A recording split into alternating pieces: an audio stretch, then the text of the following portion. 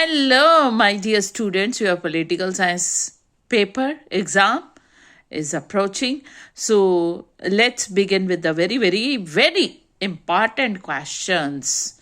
If you do this, you will definitely get, without any effort, 80% minimum. And for the scholars, they have to read each and every topic carefully from the NCERT. NCERT is very beautifully mentioned. With that, you can take the help book or you can see some of the prescribed paper I will also discuss. So let's begin with the very first chapter. I will discuss only first book today, The End of Bipolarity. Our very small topic. I have taken only 4 topics from this chapter. If you prepare these 4 topics, your chapter will be 90% prepare for the exam. So पहला हम लोग chapter ले रहे हैं the end of bipolarity.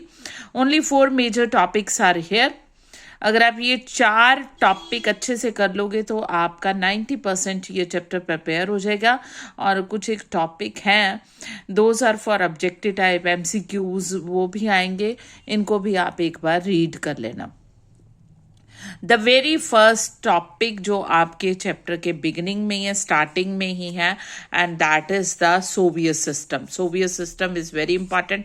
आप लोगों ने कर लेना सोवियत सिस्टम. ठीक है बेटा. सोवियत सिस्टम हम लोगों को पता ही है कि सोवियत सिस्टम क्या था, कि ये जो था कम्युनिज्म के फेवर में था, पार्टी के फेवर में था, सेंट्रलाइज्ड गवर्नमेंट थी. ईच एंड एवरीथिंग आपने पॉइंट्स अपने एनसीईआरटी की बुक में ही बहुत अच्छे आपके दिए हुए हैं. I have NCERT book with me, I can show you. ठीक है. The points are very good. यहाँ पे आप लोगों ने अपने पॉइंट्स बना लेने हैं. सोवियत सिस्टम में बहुत अच्छे हैं. फिर उसके बाद आप लोगों का सेकेंड टॉपिक जो बहुत ज़्यादा इम्पॉर्टेंट है, ड्रॉबैक्स, शॉर्टकमिंग्स जो सोवियत सिस्टम में थे. ठीक है. जो भी बुराइयां थी, ये आपके यहाँ से स्टार्ट होएगा उसका. ये क्वेश्चन ऐसे भी आपका देखिए, ये लाइन लिखी हुई है यहाँ पे, the Soviet bureaucrat were authoritarian and making the life difficult. ये इस तरह से भी आ गया. अगर स्टेटमेंट की फॉर्म में भी आ गया तो भी आपने क्या लिख देने हैं, इसके ड्रॉबैक्स, शॉर्टकमिंग्स जितनी भी थी. और उसके बाद आप लोगों का नेक्स्ट जो इम्पॉर्टेंट इसमें टॉपिक है, ये क्वेश्चन है, that is disintegration of Soviet Union, Soviet system या USSR. USSR means Union of Soviet Socialist Republic. ठीक है बेटा. तो ये भी आपकी एनसीईआरटी की बुक्स में ही बहुत अच्छे पॉइंट्स है. एंड डिसइंटीग्रेशन हो गया, यूएसएसआर टूट गया, सोवियत यूनियन टूट गया, तो अब उसके कॉन्सिक्वेंसेस पहले तो हमने रीजन कर लिए हैं. ठीक है. वाई सोवियत यूनियन डिसइंटीग्रेटेड, या रीजन फॉर द डिसइंटीग्रेशन, या वाई डिड इट डिसइंटीग्रेट, कुछ भी है. इसके reasons, causes very much and clearly written, and those are very easy. जो आपके क्वेश्चन में अगर स्टेटमेंट की फॉर्म में आ गया, authoritarian government, central government, no democracy, no fundamental right, corruption, everything very simple, easy. Okay. And then अब disintegration हो गया, इसके कॉन्सिक्वेंसेस, इसके रिजल्ट्स, इसके नतीजे क्या निकले. ठीक है. यूएसएसआर के डिसइंटीग्रेशन के वो भी आपकी बुक में बड़ा अच्छा मेंशन है. You can see here consequences of disintegration of USSR. Points बड़े अच्छे आपके मिल जाएंगे. एक तो end of cold war, world politics का पॉजिटिव पड़ा है. ठीक है. पावर पॉलिटिक्स जो थी वो खत्म हो गई है. टेंशन जो था, वो भी ब्लॉक्स बन रहे थे, वो भी खत्म हो गए हैं. और सोवियत यूनियन में आ गई है क्या, यहाँ पे डेमोक्रेसी आ गई है. अलायंस देखिए, ये सारे आप लोग यहीं पे 6-7 पॉइंट, एक 2 लाइन के चाहे बनाओ आप लोग, इजी सिंपल वे से. Those who haven't prepared earlier, ठीक है, वो कर लेना. आपका 90% 95% चैप्टर प्रिपेयर होगा और इन्हीं में से आएगा. अब कॉन्सिक्वेंसेस में से देख लीजिए सबसे इंपॉर्टेंट. ये तो सीबीएसई का फेवरेट मुझे लगता है. मैंने देखे हैं पेपर, मोस्टली ये बहुत बार आया हुआ है शॉक थेरेपी के ऊपर, ठीक है। शॉक थेरेपी के ऊपर बहुत ज़्यादा हुआ है। पहले तो शॉक थेरेपी क्या थी, what was shock therapy? Shock therapy आपकी बुक में देखिए जी, बहुत अच्छा मेंशन है, ठीक है। ये ट्रांजिशन हो गया from the authoritarian socialist system to the democratic capitalistic transition, पूरी तरह से। ये आपकी एनसीईआरटी की बुक में ही पूरा मटेरियल देखिए जी अवेलेबल है, और कॉन्सिक्वेंसेस क्या थे शॉक थेरेपीज के। रिजल्ट ये देखिए हमने पॉइंट बनाए हुए हैं, ऐसे ही स्टूडेंट को करवाती हूँ मैं एनसीईआरटी से पूरे, इधर आपको 10 पॉइंट मिल जाएंगे, रीड कीजिए अच्छे से। कॉन्सिक्वेंसेस जो हैं ये शॉक थेरेपी के। उसके बाद इंडिया और पोस्ट कम्युनिस्ट कंट्री, ये इतना इम्पॉर्टेंट नहीं है, कम आए हुए, बट गो थ्रू। हाँ जी, first chapter we have discussed. अब हम लोग करें न्यू सेंटर्स ऑफ पावर्स। एक तो ये रिमेंबर कर लो, आपको एक एसोसिएशन, एक ऑर्गेनाइजेशन आएगी एक के ऊपर क्वेश्चन, चाहे यूरोपियन यूनियन, चाहे आसियान आपका, okay, these are very important. SAARC is not so important. इन दोनों एक तो क्वेश्चन आता ही आता है आप लोगों को, और इसमें जो है इम्पॉर्टेंट क्वेश्चन आप लोग यूरोपियन यूनियन का, जैसे कि अब ये एक पॉलिटिकल क्या है, इन्फ्लुएंशियल यूनियन से अब ये इकोनॉमिक, ठीक है, बन रही है इंक्रीजिंगली। अब पॉलिटिकल, पहले इकोनॉमिक यूनियन की हम लोग अपना बिजनेस, यूरोप ने यूरोपियन यूनियन इसीलिए यूरो करेंसी अपनी, कि अपना हम लोग इकोनॉमिक यूनियन बने, ट्रेड फ्री हो। बट दीज डे अब ये क्या है, पॉलिटिकल वन, ठीक है। यहाँ पे अपना वर्ल्ड पॉलिटिक्स में प्रेशर दिखा रहे हैं ये भी यूरोप वाले, क्योंकि अब मल्टी यूनिपोलर वर्ल्ड है, कितने ही सेंटर्स ऑफ पावर है, तो यूरोपियन यूनियन भी अपनी पावर को इंक्रीज करिए। इसके ऊपर आपका क्वेश्चन बन रहा है बड़ा अच्छा, यूरोपियन यूनियन कब बनी, ये पूरा का पूरा पहले आप लोग टॉपिक यूरोपियन यूनियन का कर लीजिएगा। इसके बाद आपका आसियान, ठीक है, आसियान की फॉर्मेशन कब हुई, फाउंडर नेशन कौन, लेटर किन्होंने ज्वाइन किया, ये आसियान आपका बहुत ज़्यादा, ये भी इम्पॉर्टेंट बोला ना, एक आएगा ही आएगा। बैंकॉक डिक्लेरेशन, इसमें पिलर्स ऑफ आसियान, ये अब बहुत ज़्यादा इम्पॉर्टेंट है इनके ऊपर, ठीक है।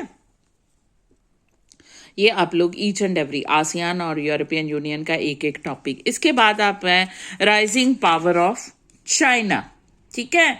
ये चाइना किस तरह से यहाँ पे रिफॉर्म हुए, ये देखिए इस चैप्टर में बस ये 3 ही टॉपिक इम्पॉर्टेंट है, European union, ASEAN and the rising power of China. और किस तरह से चाइना जो है वो एक वर्ल्ड पावर बना, रिफॉर्म किए, यहाँ पे इमिजिएटली ओवरनाइट कोई रेवोल्यूशन या कोई शॉक थेरेपी नहीं हुई है, स्लोली स्टैडली इम्प्रूव किया अपना एग्रीकल्चर, उन्होंने इंडस्ट्री, उन्होंने foreign affair, foreign relation, foreign trade, each and step by step किस तरह से उन्होंने ओपन पॉलिसी अडॉप्ट की है, ये सब कुछ। फिर हमारा है इंडिया चाइना रिलेशन।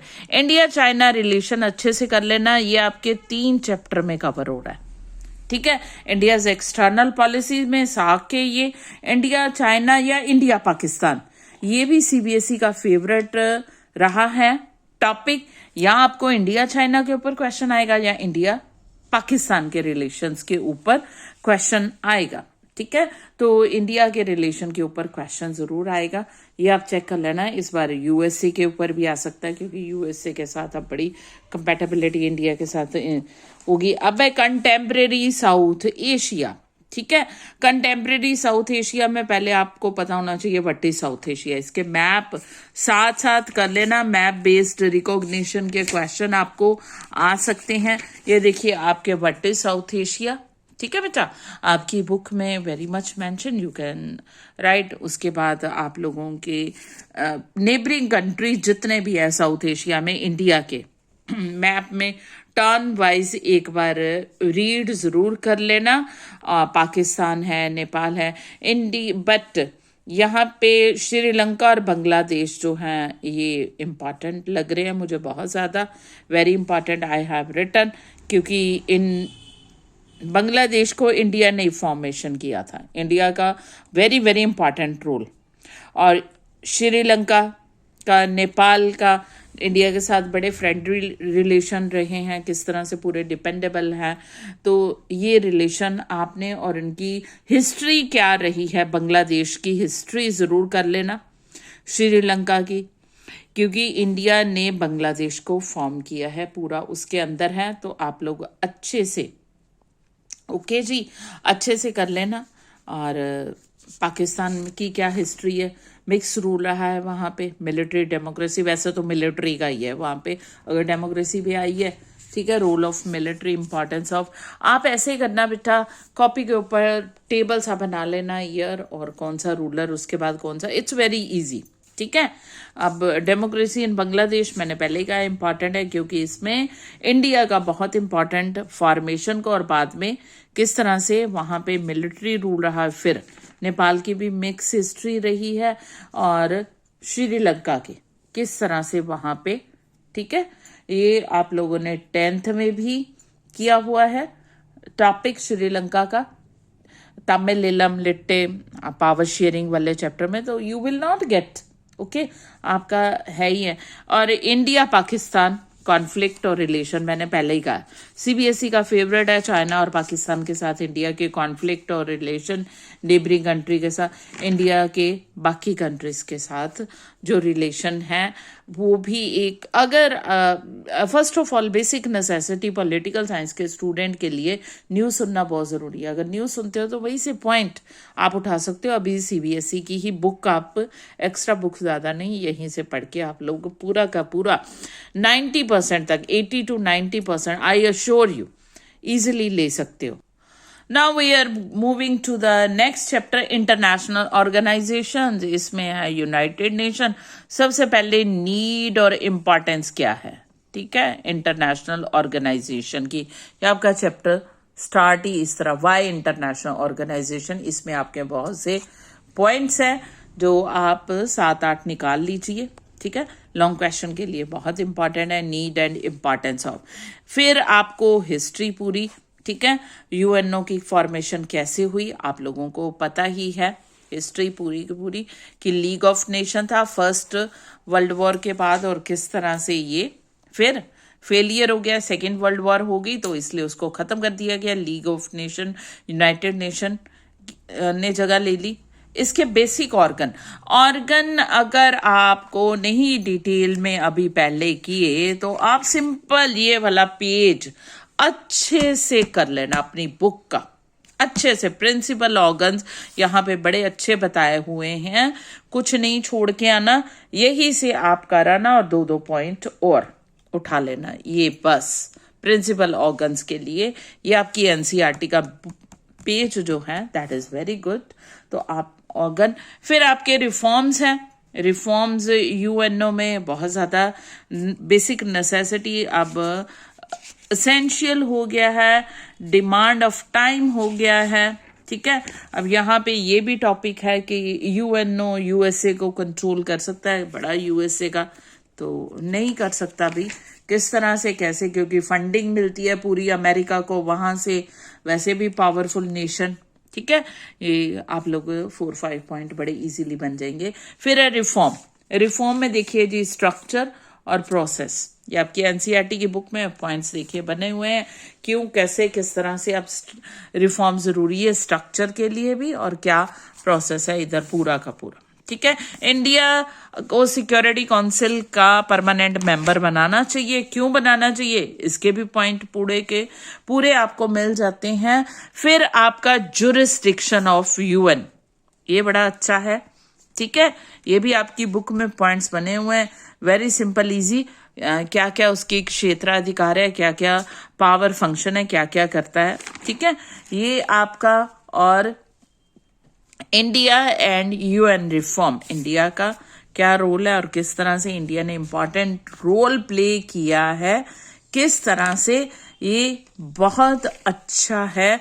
यूएनओ का रोल यूनिपोलर वर्ल्ड में ये है आपका। और यहाँ पे देख लीजिए आपकी स्पेशल एजेंसीज, दी हुई हैं आपकी, ये बॉक्स जरूर कर लेना, ये स्पेशल एजेंसीज, ठीक है। इतना ही बस काफी है अपनी एनसी। देन हम लोग सेकेंड लास्ट चैप्टर पे जा रहे हैं, सिक्योरिटी वाला आपका चैप्टर जो है, और इसमें भी कुछ एक जो है बहुत ज्यादा इम्पॉर्टेंट है सिक्योरिटी। पहले तो आप लोगों को पता होना चाहिए कि सिक्योरिटी है क्या, व्हाट इज सिक्योरिटी, ठीक है। सिक्योरिटी है क्या है, पहले तो आपका सिक्योरिटी इन द कंटेम्प्रेरी आपकी बुक में है, व्हाट इज सिक्योरिटी, बहुत अच्छा। ये देखिए जी, यहां से आप सिक्योरिटी के पॉइंट उठाइए, ठीक है, ये है। और इस तरह से कोई थ्रेट ना हो जब हमें किसी तरह से ये। फिर है हमारे यहाँ पे दो टॉपिक बहुत इंपॉर्टेंट है सिक्योरिटी वाले चैप्टर में, और ये है traditional and non traditional security, ठीक है। ट्रेडिशनल दो तरह की है, इंटरनल, ठीक है। यहां पे आ जाइए जी आपकी एक्सटर्नल सिक्योरिटी ट्रेडिशनल में, और इंटरनल ये है इंटरनल। ट्रेडिशनल को दो पार्ट्स में आगे डिवाइड किया गया। पहले आपका क्या है, एक्सटर्नल, ये कर लेना पॉइंट, और फिर इंटरनल सिक्योरिटी, ओके बेटा। फिर आपके ट्रेडिशनल सिक्योरिटी में कॉपरेशन क्या, किस तरह से, ओके। ये सारा का सारा आप लोगों को रीड करके बिल्कुल सिंपल इजी पॉइंट आपको बनवा के दिए हुए हैं, और फिर से एक बार आप लोग रिकॉल कर लेना, ओके जी। और फिर आपका वेरी वेरी वेरी इंपॉर्टेंट ये है नॉन ट्रेडिशनल आपका ह्यूमन सिक्योरिटी। आज पता ही है आप लोगों को कि किस तरह से वायरस और दूसरे तरह ह्यूमन लाइफ जो है इनसिक्योर है, टेररिस्ट अटैक हो रहे हैं, ओके। यहाँ पे ये पूरा का पूरा आप लोगों को मेंशन किया गया कि ग्लोबल सिक्योरिटी, टेररिज्म वगैरह, यहाँ पे न्यू थ्रेट, ये आप लोगों को पूरा का पूरा, ओके। ये आपकी नॉन ट्रेडिशनल है सिक्योरिटी, कहाँ पे ह्यूमन राइट, पॉवर्टी। अब सबसे इम्पॉर्टेंट माइग्रेशन हो रहा है, ये पॉइंट्स आपको अच्छे से बता दिए गए हैं, बना दिए गए हैं। अब यहाँ पे जो है कॉपरेशन कितनी सिक्योरिटी के लिए ज़रूरी है, कितना लेके चलना है, ये आप लोगों का। बट यहाँ पे सबसे इम्पॉर्टेंट सीबीएसई का सिक्योरिटी वालों का टॉपिक है कॉमन बट डिफरेंशिएटेड रिस्पॉन्सिबिलिटी, ठीक है। ये बहुत ज़्यादा कि किस तरह से नॉर्थ वाले सारे रिसोर्सेज को यूज करें और साउथ वाले यानी कि डेवलप्ड नेशन डेवलपिंग नेशन को किस तरह से सप्रेस कर रहे हैं। कॉमन बट डिफरेंशिएटेड यहाँ पे रिस्पॉन्सिबिलिटी है, इसमें आपने रियो दी वो कर लेना है सारा। हाँ जी, इन्वायरमेंट चैप्टर में एक ही है सबसे इम्पॉर्टेंट आपका कि कॉमन बट डिफरेंशिएटेड रिस्पॉन्सिबिलिटी, ठीक है। पहले तो इन्वायरमेंट को किस तरह से सिक्योर क्या है, एनवायरमेंट कंसर्न पॉलिटिक्स, बट यहाँ पे किस तरह से ग्लोबल कॉमन को प्रोटेक्ट करना है। बट सबसे इम्पॉर्टेंट टॉपिक ये है कॉमन बट डिफरेंशिएटेड रिस्पॉन्सिबिलिटीज। इसके अंदर आप लोगों ने रियो दी जनेरियो, ठीक है, रियो दी जनेरियो डिक्लेरेशन जो हुई थी वो सब अच्छे से करनी है। क्योटो प्रोटोकॉल करना है आपने, और यूएनसीसी, ठीक है, United nation framework convention on climatic change. ये आप 4-5 पॉइंट लिख लो बेटा, और ये क्योटो प्रोटोकॉल, ठीक है बेटा जी, ये आप 4-5 पॉइंट अच्छे से लिख लो, ओके। और अच्छे से तैयारी कर लो आपकी, बिल्कुल अच्छे से। कॉमन प्रॉपर्टी रिसोर्सेज कोड से गए, और इंडिया का स्टैंड क्या है एनवायरमेंटल इश्यूज के ऊपर, इंडिया किस तरह से इफेक्टिव रोल प्ले कर रहा है, ये है। और थोड़े से आपके एनवायरमेंट बेस्ड मूवमेंट, ओके। सो ये जो है आप लोगों ने रिसोर्स जियोपॉलिटिक्स, ओके, आप लोगों के कुछ एक ये बहुत ज्यादा, यहाँ पे इसको ना भूलना, indigenous people and their right.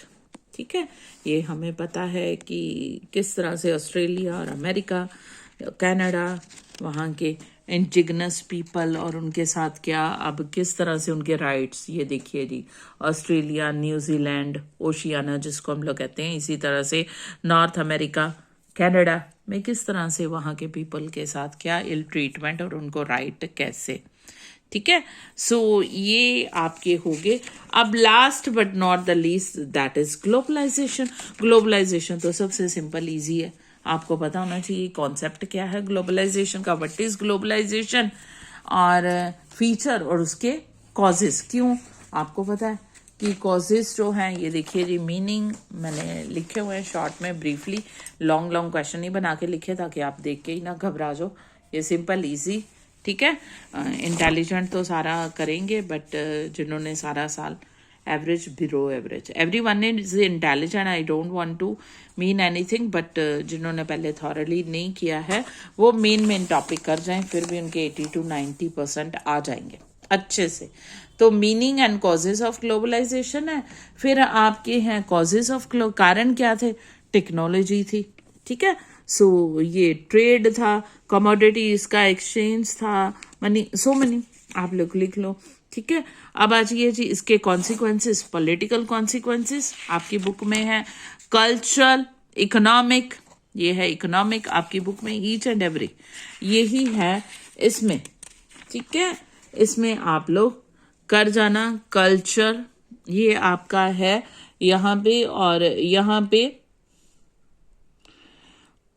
होम्योजेनिसाइजेशन ये बड़ा इंपॉर्टेंट है, हेट्रो ये बहुत ज़्यादा इंपॉर्टेंट है, फेवरेट यू कैन से सब टॉपिक ऑफ सीबीएसई। अब आ जाइए रेजिस्टेंस टू ग्लोबलाइजेशन, ये आपकी बुक में, ये देखिए जी, इंडिया एंड ग्लोबलाइजेशन, इंडिया ने भी, ये आपके 10th में भी है, और 10th में आपने किया हुआ है सोशल साइंस में, इकोनॉमिक्स में, resistance to globalisation. That's all, आपकी फर्स्ट बुक में से बस इतने ही इंपॉर्टेंट हैं, और आप लोग इतने ही अच्छे से कर जाओगे तो आप लोग